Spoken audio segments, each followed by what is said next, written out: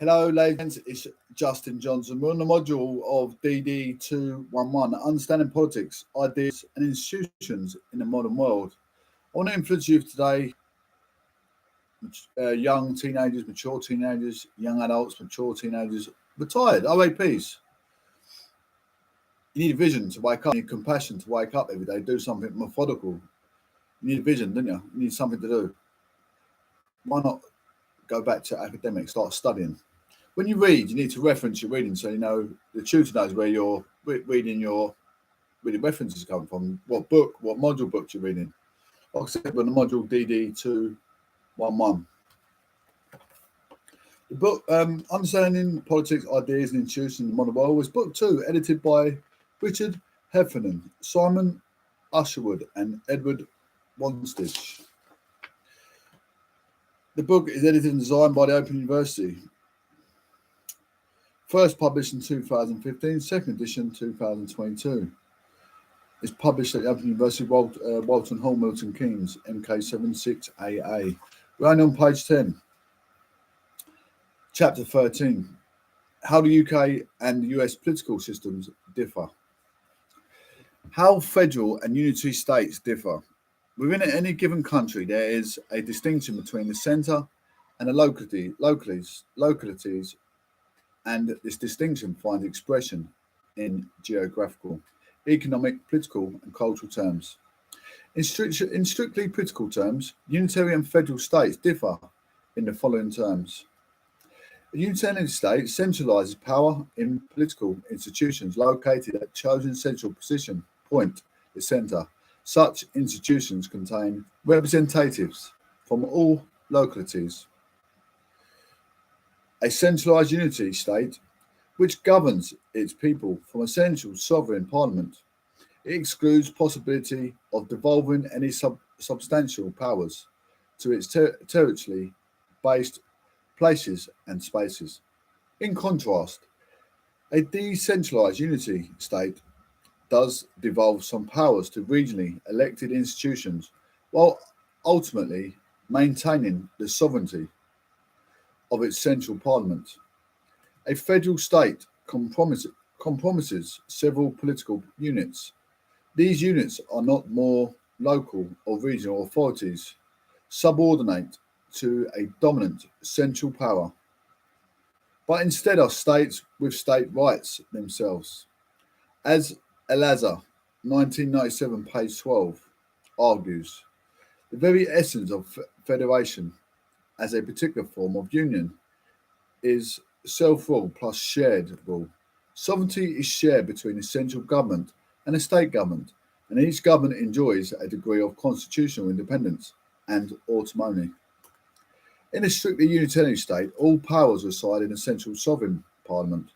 Power is not shared. It is in a strictly federal state, constituted by sovereign units. Power is divided between one central government and other regional governments. Thus, federal systems divide power between the centre and the locality, limiting the reach of the federal government over matters constitutionally reserved to the relevant state authority. Unitary states do no such thing, even if formal and informal political requirements require the centre to respect some degree of local freedom and discretion. Unitary government in the UK, it is largely because of the historical experience, tradition and political culture that the UK has had unitary state, with the US has a federal state. The key historical feature in the political governance of the UK has been the governmental role played by the central authority. First, the monarch governed from the capital, London, or wherever he or she was residing. Second, in the modern age, Westminster, the legislator, and Whitehall, the executive, has been the location of the central government. Page 11.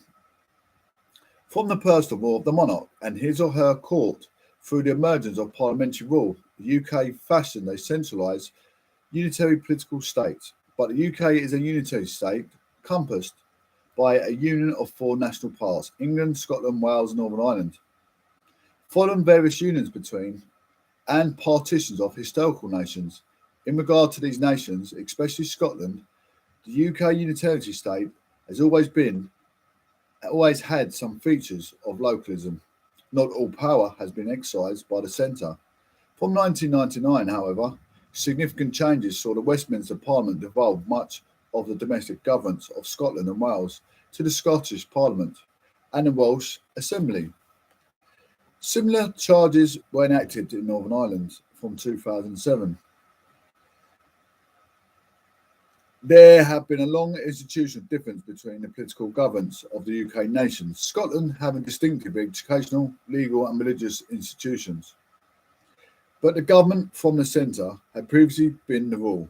Now 15% of UK citizens, those living in Scotland, Wales and Northern Ireland, have certain local matters such as health, education, transport, personal social services and tourism determined by national parliaments or assemblies. This means they are now governed by elected representatives sitting in Edinburgh, Cardiff and Belfast, respectively, as well as from the Whitehall and Westminster in London. The power of the Whitehall and Westminster has been thus qualified in certain areas by devolution in Scotland, Wales and Northern Ireland, economic policy, foreign and defence policy, EU policy, welfare and immigration continue to be the preserve of the Westminster Parliament, in which Scottish, Wales and Northern Irish MPs continue to sit. Edinburgh, Cardiff and Belfast remain theoretically subordinate to Westminster. Thus, the September 2014 Scottish referendum, independence, which produced a majority vote of the Constitution of the Union. It was organised by the Scottish Parliament but authorised by the Westminster Parliament following their vote. Should further powers be granted to Scotland or to Wales and Northern Ireland, then it will be for Westminster, following the lead of the Whitehall, to provide such powers. The changes wrought by Scottish, Welsh and Northern Ireland devolution have changed the nature of the UK's unitary state for the present. However, such changes, whilst profound in respect of the governance,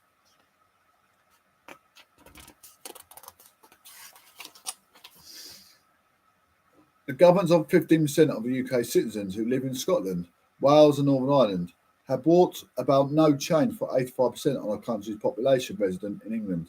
England, by far the largest component of the UK's union state by population, presently continues to be governed by the unitary state in the same way as before. Nevertheless, as power in regard to Scotland, Wales and Northern Ireland has been institutionally divided between the centre and these localities, this means the UK has become a less unitary state than it was previously, with further changes to the UK's unitary state likely in the wake of Scotland's decision to preserve the Union. Such as reforms indicate how relatively easily the UK can change its political institutions should it wish to do so. The federal government in the US, in the UK state, is the product of its beginnings under the rule of an absolute monarch. Then the US Republic reflects the fact that 13 newly independent colonies, eager to cooperate for their individual and collective advantage, became states and formed a political union. In winning their Revolutionary War, the states had become independent of Great Britain and they remained independent of each other. Having cooperated with each other by means of creating a Continental Congress and raising a congressional army to pursue the War of Independence. The states had now to decide if they could continue to cooperate with one another. If they were to cooperate, how would they do so? Each state has its own system of popular government, and each elected, after some democratic fashion, those that governed it. Each state wanted to protect its autonomy, but also wanted to form a union with others. To this end, to forge a union embracing all states, each state sent delegates to the Constitutional Convention in Philadelphia in 1787 to design a new US Constitution. The resultant Constitution, once ratified by all 13 states, created the United States of America, within which the states were brought together in a collective union or republic from existing independent political units at various localities, was fashioned a new political unit at the centre.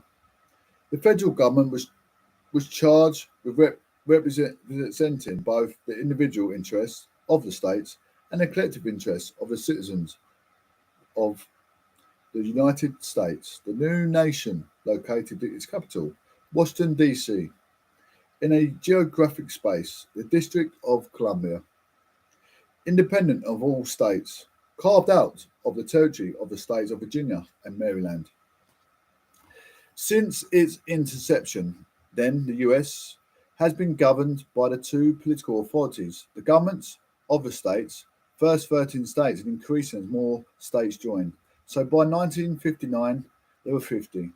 And the federal government, the powers of each government are established by the states' own constitution, by the US Constitution, and as we shall see, the US Constitution can be only changed by supermajorities, 2/3 majority of both the federal government, the House and the Senate, and 3/4 of the state. How the UK unity and the US federal system differ in structure and function. Federal and unity system prescribe different forms of executive and legislator. In the UK, Parliament is representative of the Union and large because it is elected chamber. The House of Commons is presently comprised of 650 members of Parliament MPs elected from constituencies of the near equal size of population from the length and breadth of the country. MPs elected from the localities come together at the centre in Westminster to provide government that governs the localities. UK's unitary state may have recently developed power to the nations of Scotland, Wales and Northern Ireland.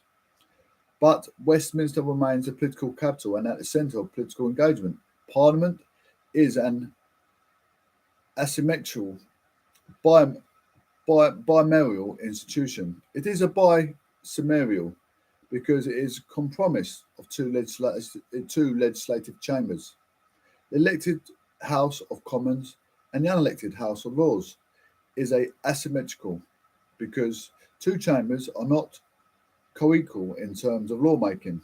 The Commons, being the elected and thus more legitimate chamber, is by far the more powerful of the two. The Lords is a weaker institution, subordinate to the Commons, charged with revising legislation, while having ultimately to differ to the will of the Commons. Parliament has devolved certain limited powers to places such as the Scottish Parliament and Welsh Assembly and the European Union, but only because it has chosen to do so.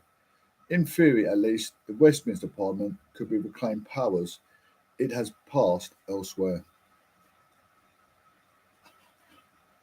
Figure 2, the 50 states of the US and the 4 nations of the UK. I'm not going to show you that because you know what that looks like. Anyway, page 16. In the form of Parliament, speaking with one voice, governing the realms by means of the government supplied and supported by their elected Commons. It typifies the UK's unitary state, then US Congress, in the embodiment of the US federal system.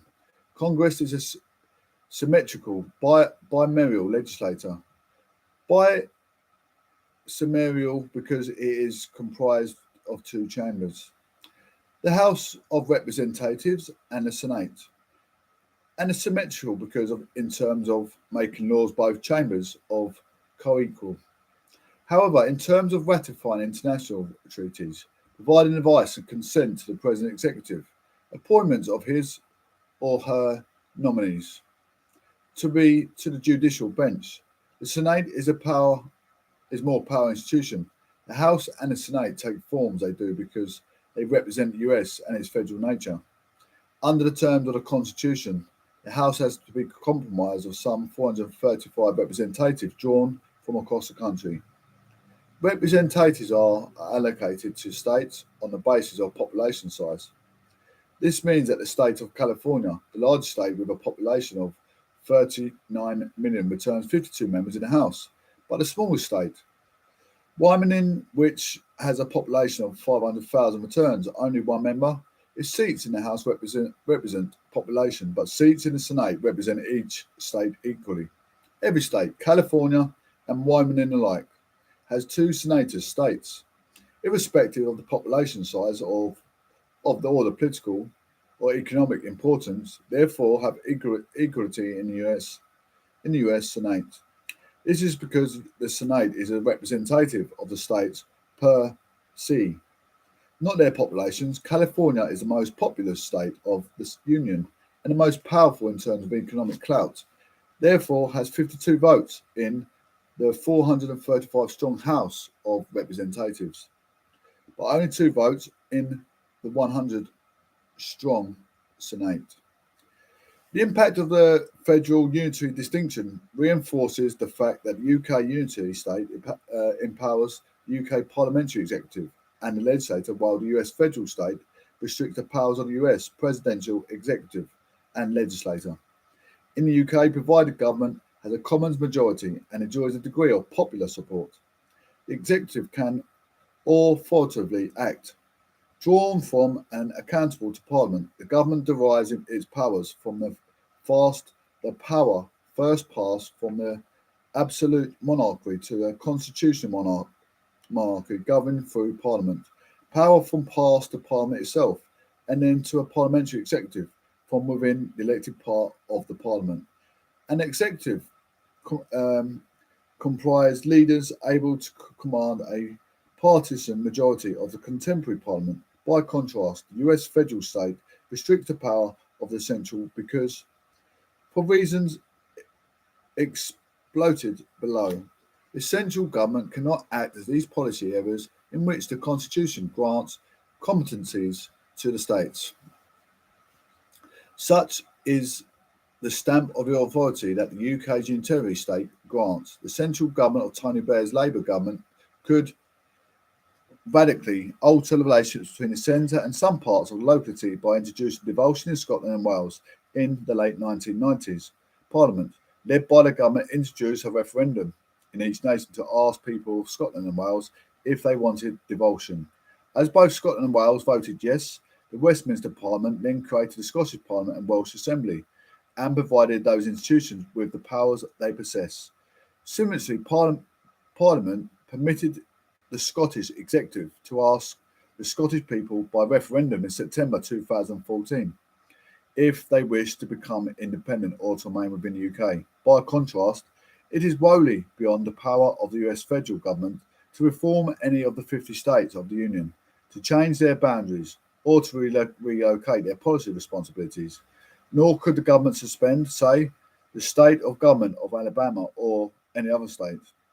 US president cannot determine what powers are exercised at which level, or determine how state authorities should pressure local policies. The UK Prime Minister, working with the cabinet colleagues and having the support of Parliament, can do this because UK locality relations are constitutional matter in the UK Constitution. Being uncodified and flexible can be added to a subtracted form of parliamentary bill produced by the executive and enacted by the legislator. Thus, the UK executive, led by the Prime Minister, can prescribe changes to the political system through its leadership of legislator. In contrast, the US Constitution prevents the federal government from interfering in or changing the rights provided to the states.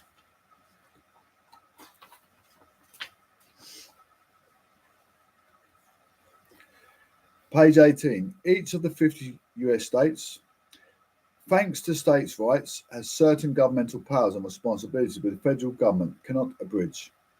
The federal government has no say on how local state taxes are raised in each state.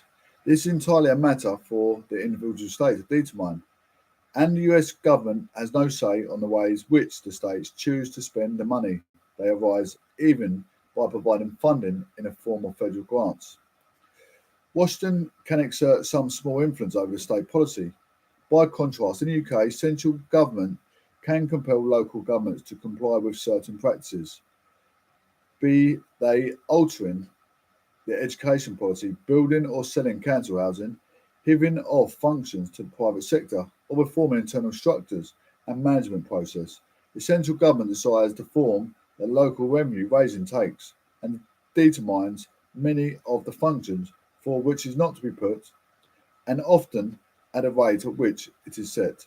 Whereas UK Parliament called into existence the London Mayor, following a referendum of London electors and provided by the Mayor with his or her powers. US federal government cannot and would never want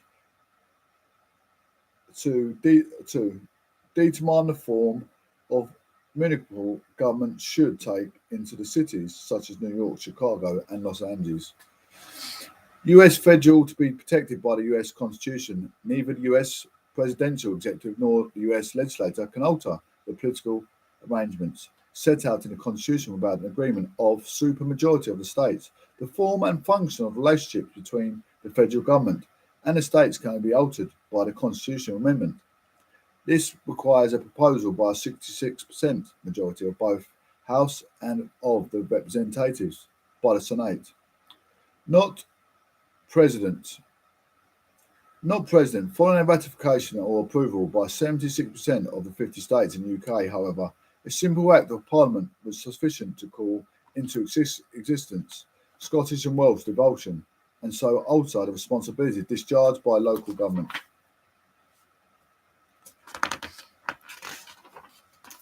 The UK constitutions of the UK and US compared.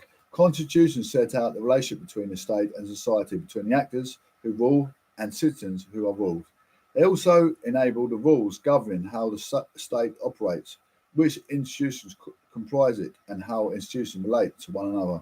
A constitution determines which powers these institutions have and do not have. Constitutions are therefore rule books.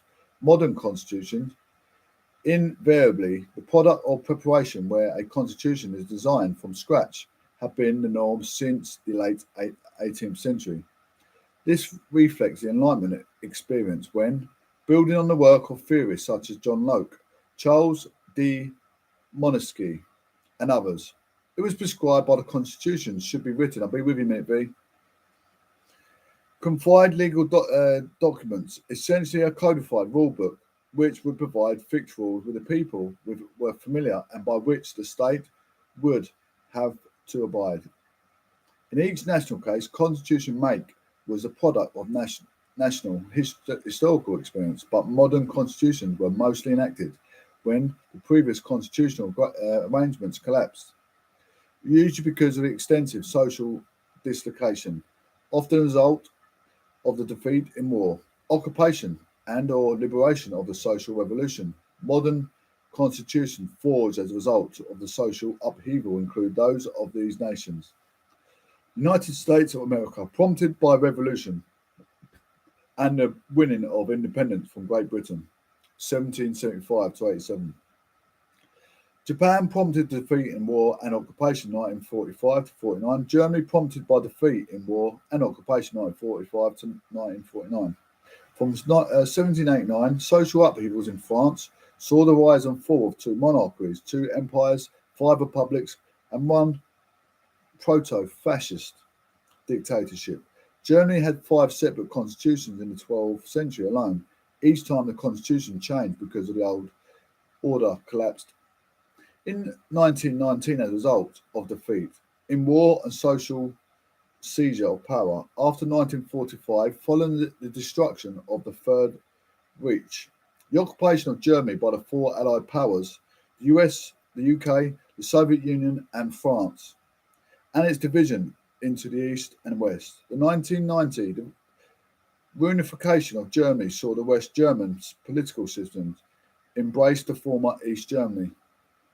German-speaking constitutions fall into 1 or 2 categories: changeable, flexible constitutions such as that of the UK, which can be easily and speedily amended; fixed, inflexible constitutions such as that of the US, which are difficult to change. They can be formally amended by only supermajority and predetermined majority. Above that, 50% plus 1. Federal system, because they have to have fixed rules allocating powers between the centre and the various peripheries, operated fixed, agreed between and the centre of the peripheries cannot be easily changed and can only be changed with agreement of both the centre and a majority of the periphery. The United States can operate easily changeable, flexible constitutions, but not all do, because it falls to the centre, itself representing the peripheries, to determine what the government does. The UK Constitution. Because the UK had no single moment of settlement or collapse of an order, as say in the US in 1787, or Germany in 1919 or 1949, the UK Constitution had changed slowly, historically, and has been reworked incrementally in responses to changing circumstances, unlike constitutions that are completely written down.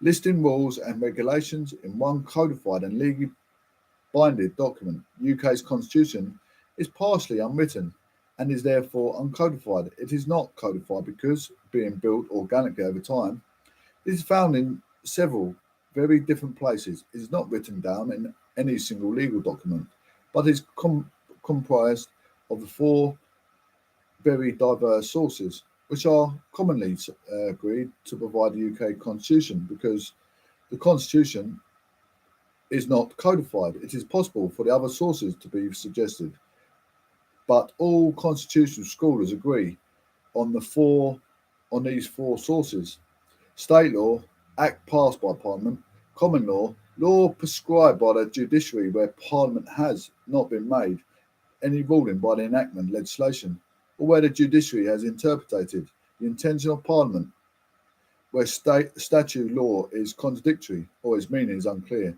custom and convention, well-established rules of procedure and precedent to which all are expected to comply. We're going to leave that there. We're on page 22.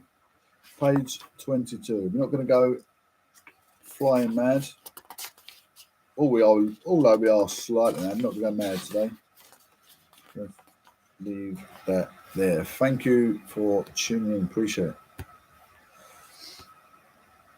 How are we all?